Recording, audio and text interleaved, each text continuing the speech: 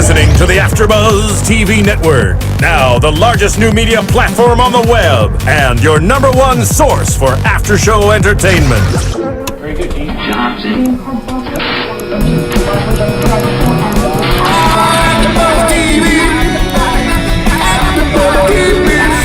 The AFTERBUZZ Studios in Los Angeles, California. Presented by Maria Menounos and streaming live thanks to Akamai Technologies. This is AFTERBUZZ TV's Archer After Show.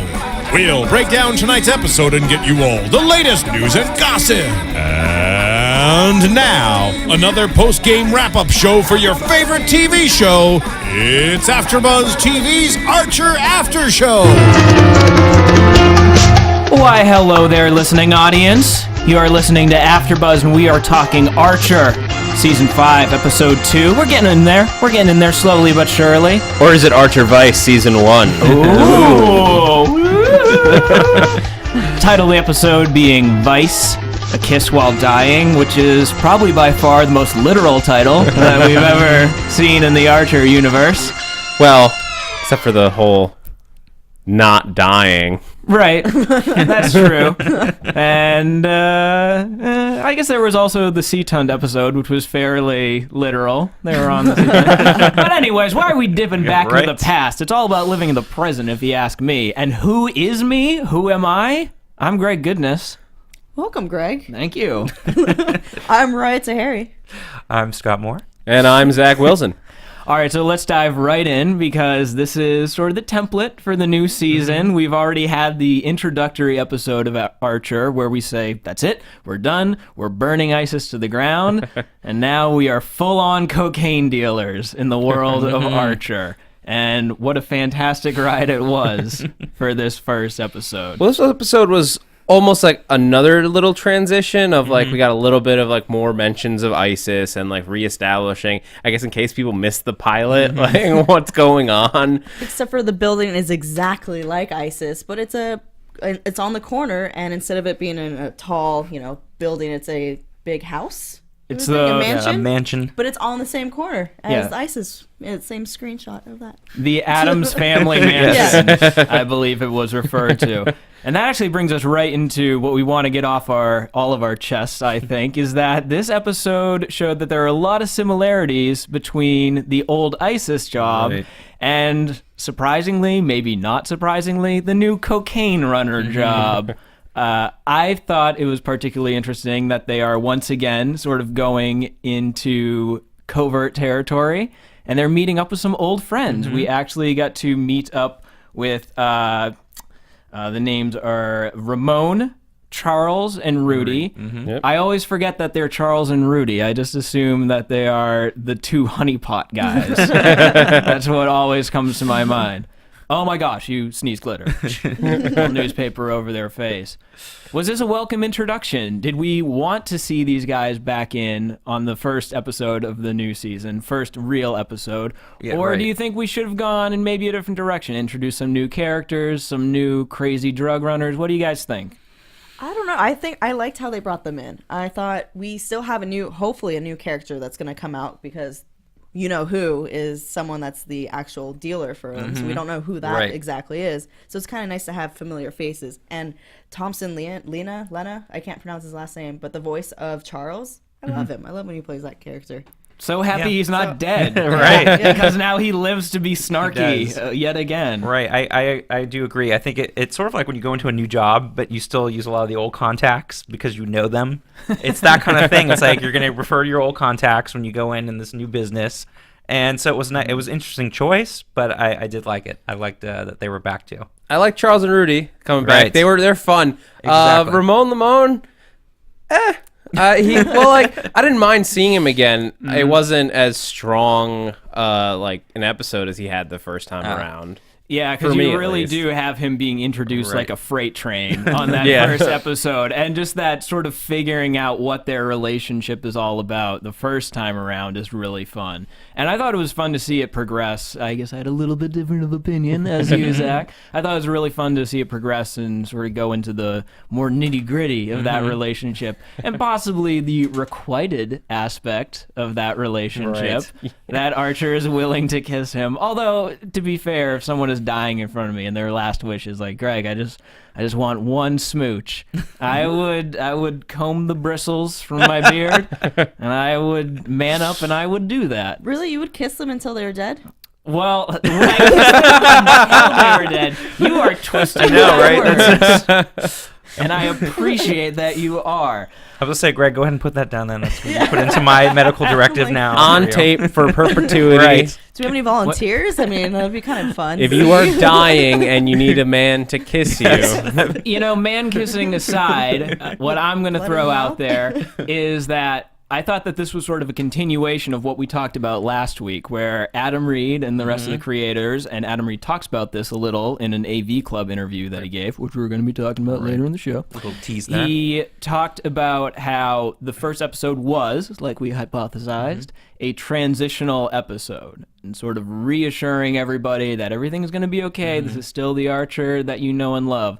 So this is an episode, again, in my opinion, where we had classic characters coming back. So it's like, oh, I recognize that. That's cool. We had them going on what could have easily been an ISIS mission if you swap out cocaine for maybe blueprints or nuclear launch codes or something.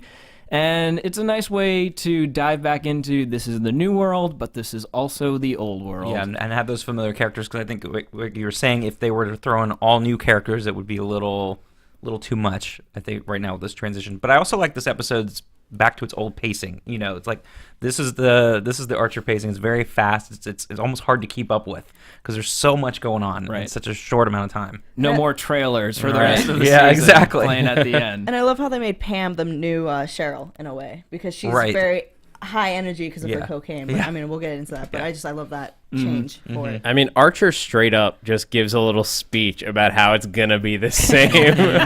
They have the same training. They're just coke runners. They were special agents. Potato patreasin.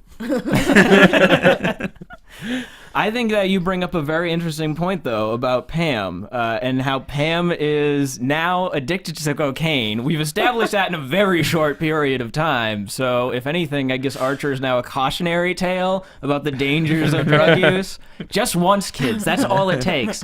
If you wear a body cast made of cocaine just once. 6 hours. 6 hours, though. I know you think that, like, your friends go and say, oh, man, it's cool. We're just going to hang out. We're going to build a body cast of cocaine. We're just going to hang out for a little bit. It'll be really cool. And you think, oh, I just want to try it. But Pam is living proof, guys. You will get addicted.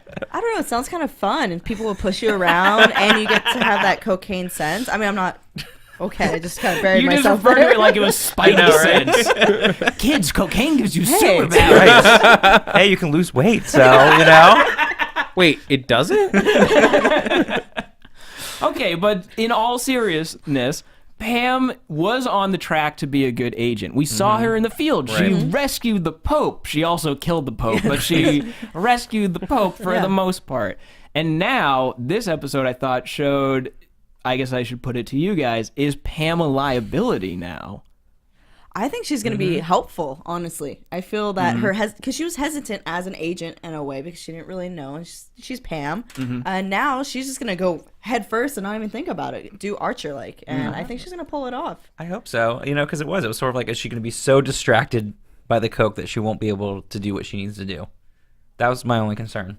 Well, she was certainly, but she was focused on only on the coke, and that was it. So at some point, get her out of that. At some point, she's gonna just be coked out and like run down. There's gonna be some like big gun battle about to go down. She's gonna charge in and just bowl over an entire hit squad of some kind, and she'll be successful at it. So now we have her as more of a wild card, but she also has apparently super perception and superhuman strength. So cocaine, the wonder drug. Well, Lana says at one point she's coke strong. Yeah, that was good. Though she was already Pam strong. Yeah. So, oh my God, guys, can you imagine? Wow. We are literally dealing with the Hulk now. Yes. Pam is Bruce Banner, and cocaine is her gamma ray radiation. The White Hulk. The White Pumpkin Hulk, I believe. So she used to be on track. She's obviously going to be in the field because Ray is incapacitated and Cheryl is busy pursuing her dreams of becoming a country singer. is she gonna be playing a bigger role in all of these missions? Is she, as we already knew, she was sort of into weird underground bum fights and underground street racing, a whole lot of underground dealings. It seems like Pam might be the logical choice to start dealing with all these underground shady characters. I feel like she's going to be a good sacrifice for them. Like, they'll use her kind of like what they would do with Ray and make him go in certain ways. I think they're going to use her, and she'll do it, and she'll be Not successful. care. Yeah, exactly. Nothing will hurt her because she has the invisible field of cocaine protecting her, you know? She's the layer of cocaine covering. Yes. She's sweating it still. Yeah. And we already know that she has an extremely high tolerance. They call it out in the episode. Yeah. I love how straightforward this season has been. Where it's just like, we're going to just lay out all the logic problems right on the line. You've done like a pound of cocaine. You should be done. Right. Well, because I've you're never felt better. you're not allowed to complain about logic problems if the show acknowledges them. That's right. It sort of takes away the power from the viewer. It's like, all right, kids, we know this is weird. But more so the commenters. Yeah. Damn you, Adam Reed. Come on, man. We're trying to pick apart the tiny discrepancies in your show.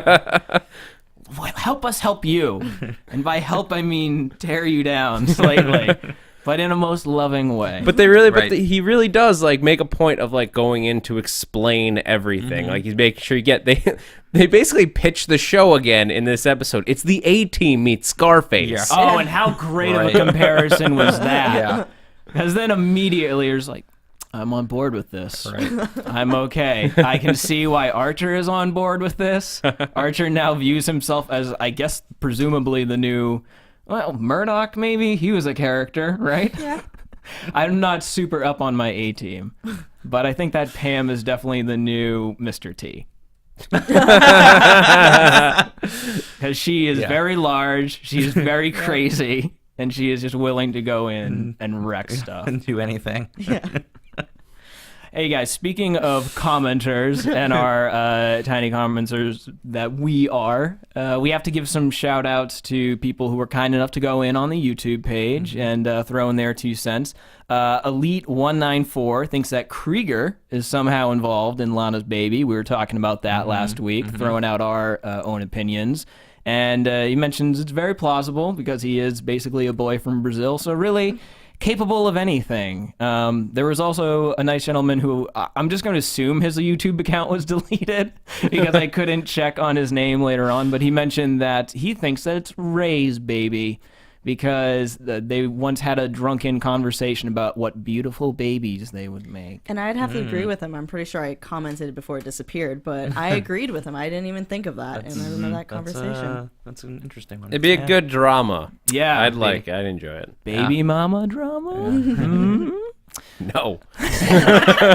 Come on now. I just went up for the layup and you shot me down.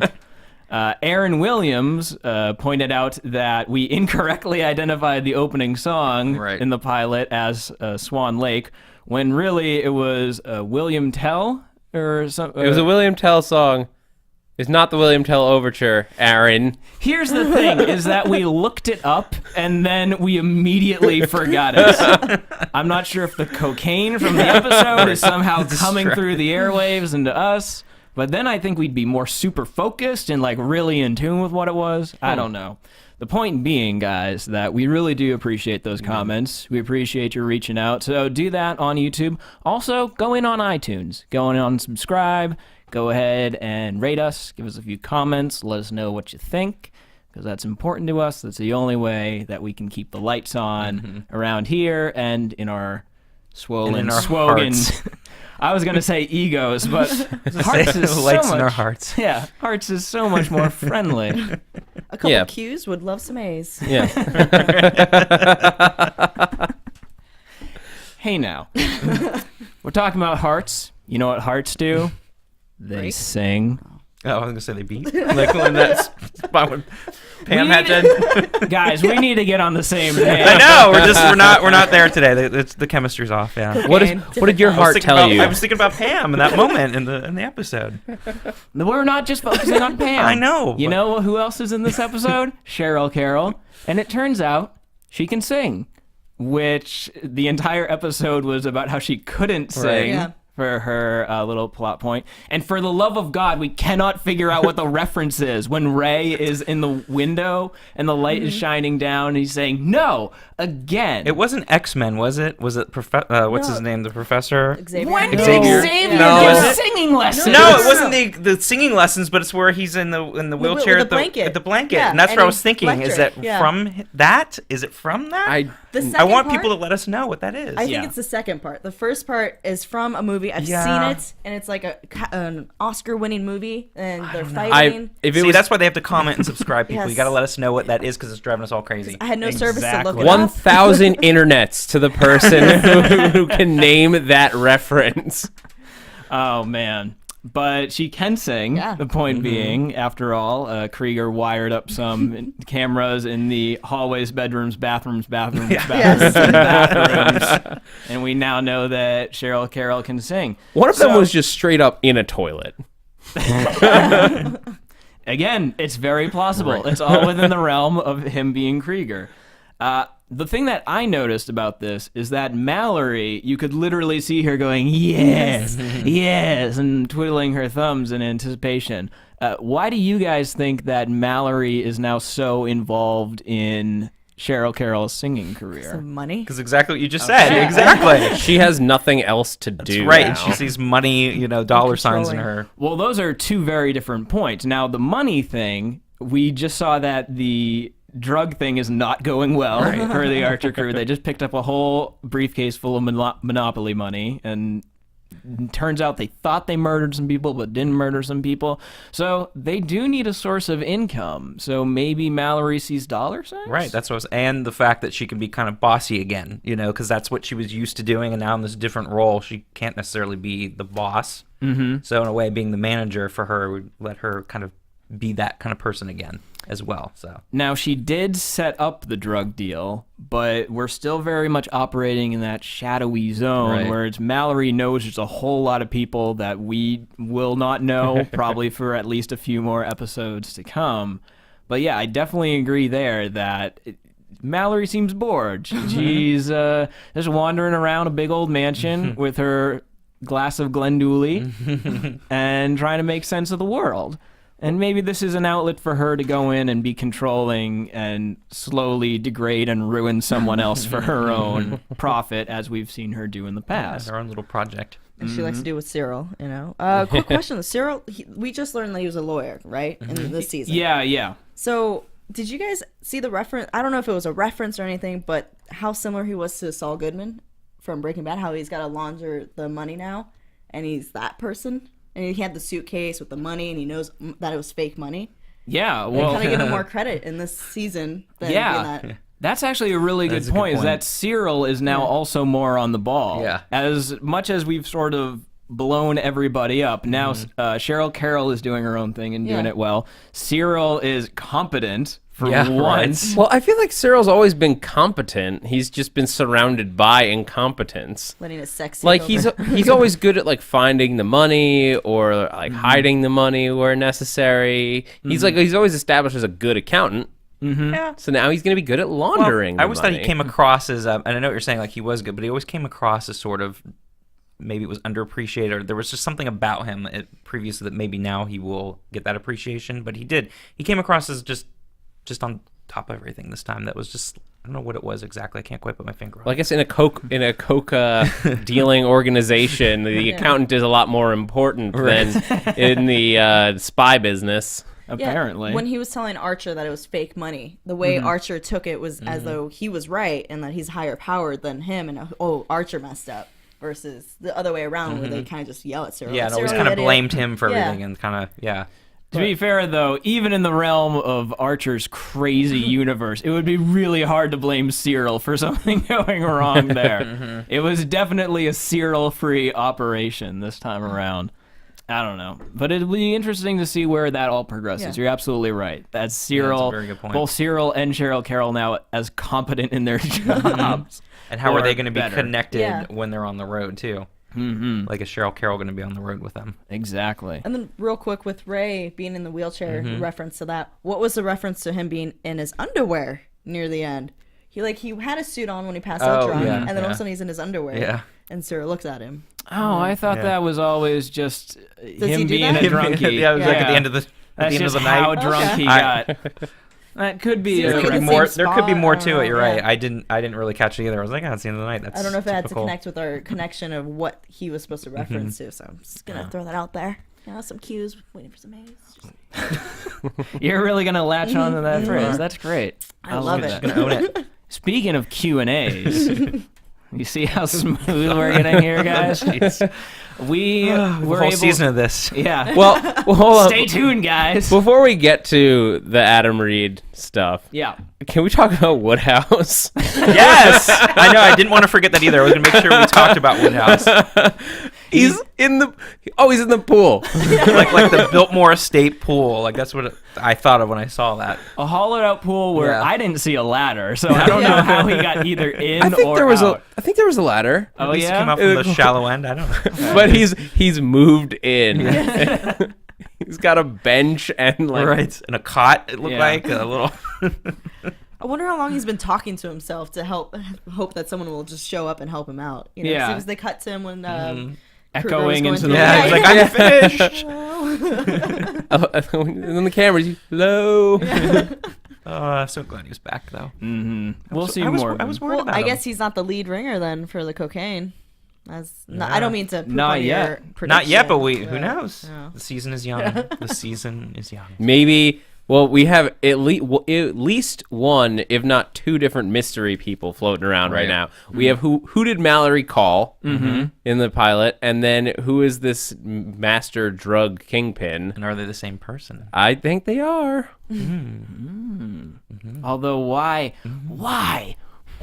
would Mallory then arrange this whole thing between intermediates when she could just theoretically go directly to the source? Because she didn't know. Interesting. Maybe she did. Just maybe she did. There's so much mystery here, you guys. I'll bet it's going to be played by Jeffrey Tambor, though. Please God, yes. Let's talk about that interview, guys, in this week's special segment / news and gossip / beautifulness. AfterBuzz TV News. So, last week we heard a little bit from Matt Thompson, who's an executive producer on the show. This week we got the man himself, the big head honcho, Adam Reed, talking to AV Club, dropping some knowledge about the newest season. Transitions from old. Talked a lot about the old stuff, sort of common ground. FX was okay with this transition, and it was a really interesting sort of thought process that went into it. I don't know how far you guys got into the article. My favorite little I tidbit. read the whole thing. 'Cause Okay. I'm a good boy. Good.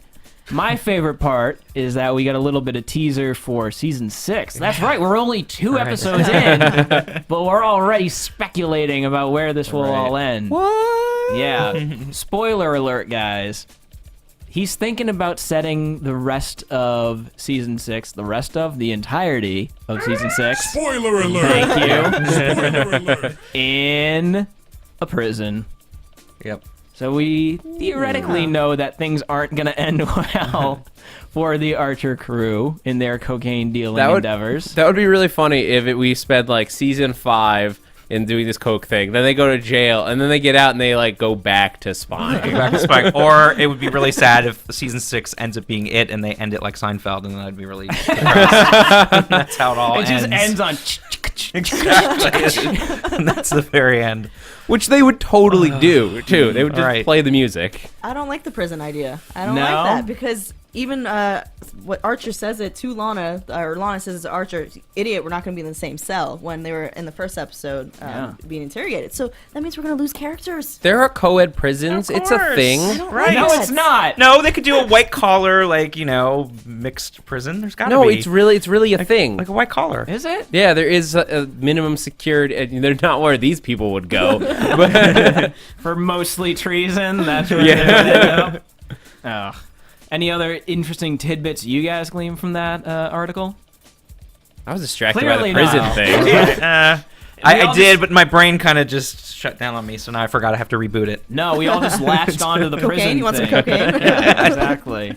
All right, well then let's use those super cocaine powers that we've all somehow absorbed through the television to predict. And now, your AfterBuzz TV predictions. It's like a cleanse. Just all the badness from the week just builds and builds and builds until I hear that spooky theremin music. And the lighting. That's classy now, the lighting. All right. Given what we've learned in this revelatory new episode, predict something. I don't want to go. All right, well, I wash my hands. I'm done. I will say that, and this is what I found interesting, is that I think that the front company, the cover will be Cheryl Carroll going on tour, and that's the way they're going to do the coke. So their whole front will be her. That's how she will be, and that's how she'll be involved, and maybe they'll follow her on tour, or her tour will follow them on whatever their mission is. So that way she's involved and it looks legit, and Mallory's the manager, so I'm predicting that she will be there. Company there. Yeah, I figure they're gonna stuff the cocaine in the bottom of the tour bus. We did see in the little Archer flash, we saw the biker gang, which they mentioned in this episode, the biker gang being a problem. Right. Attacking Charlene. I love that too. Charlene. Oh, man. I don't think I can predict anything either. I'm so now latched on to your idea. But isn't it great? I mean, when you think about it, you're like, okay, now they can go on tour, and it has legitimacy. Sense. Yeah. I have an idea now. Okay. I just didn't want to go first. So, I think Mallory's going to be the one behind the whole cocaine, the one that the boss of Ramon and Charles and Rudy. I think she's the one, and she's being in Monopoly or whatever that business tactic is. Conspiracy theory? theory? Yes, conspiracy. She's going to be the one, and she's going to get money from that and money from Cheryl Carroll or whatever her group name's going to be, and is going to be rich and screw over Archer and Lana. I could totally see that because, yes, it appears that she didn't make any money from this deal, but this could be her way to get the cocaine away from all the rest of the people so she can keep all the money for herself. Because she set up her assets for somewhere else, so I think she's behind it. And then Ray is still going to be in his wheelchair and get drunk. So it's just a typical day for Ray. And he's going to get naked again. Ray descends into alcoholism. He winds up at the bottom of the pool with Woodhouse. Yeah. I think that we're going to see Ray pulling some sick 540s in that pool on his wheelchair. He's going to go extreme with it, you guys. On cocaine or not? Obviously on cocaine. It gives you superpowers. You have to sample your product. Come on. All right, guys. I think that about does it for us here. If you want to follow me on the tweets, you can go ahead and type in that beautiful @ symbol and follow it up with @GregGoodness. And guys, you can find me on Twitter as well at HeyRoya, that's HeyRoya, and I'm also on Instagram with the same name. And you can find me on the tweets at SMan80, that's SMAN80, and right here on Wednesday nights with Klondike and Sunday nights with Looking After Shows. I'm Zach Wilson. You can catch me on the Twitter at @ZachWilson, and you can also catch me on Grim, Almost Human, and Helix. All right, guys, don't do any cocaine. We were just kidding about the superpower stuff. But not about the losing the weight. From executive producers Maria Menounos, Kevin Undergaro, Phil Svitek, and the entire AfterBuzz TV staff, we would like to thank you for listening to the AfterBuzz TV network. To watch or listen to other after shows and post comments or questions, be sure to visit AfterBuzzTV.com. I'm Sir Richard Wentworth, and this has been a presentation of AfterBuzz TV. Buzz you later. The views expressed herein are those of the hosts only and do not necessarily reflect the views of AfterBuzz TV or its owners or principals. Thank you for watching AfterBuzz TV on YouTube. For more of your favorite after shows and interviews, subscribe to our channel here, and be sure to share your opinion on the episode in the comment section below here. We'd love to see what you guys are buzzing about. Thanks again. Buzz you later.